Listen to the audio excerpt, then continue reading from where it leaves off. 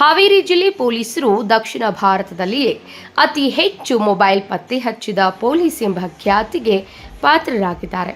ಹಾವೇರಿ ಜಿಲ್ಲೆಯಲ್ಲಿ ಕಳೆದ 3 ವರ್ಷಗಳಿಂದ ಕಳ್ಳತನವಾಗಿದ್ದು ಸುಮಾರು 210 ಮೊಬೈಲ್ ಫೋನ್ಗಳನ್ನು ಹಾವೇರಿ ಪೊಲೀಸರು ಪತ್ತೆ ಹಚ್ಚಿದ್ದಾರೆ.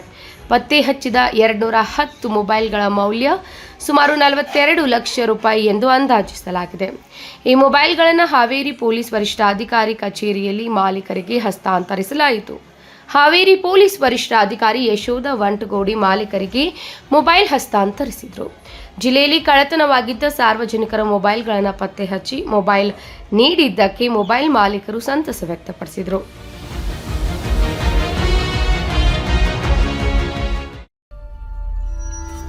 ನೀವು ನೋಡ್ತಿದ್ದೀರಾ, ಇದು ನ್ಯೂಸ್ 88 ಕನ್ನಡ, ಸುದ್ದಿಯ ಜೊತೆ ಸದಾ ನಿಮ್ಮೊಂದಿಗೆ.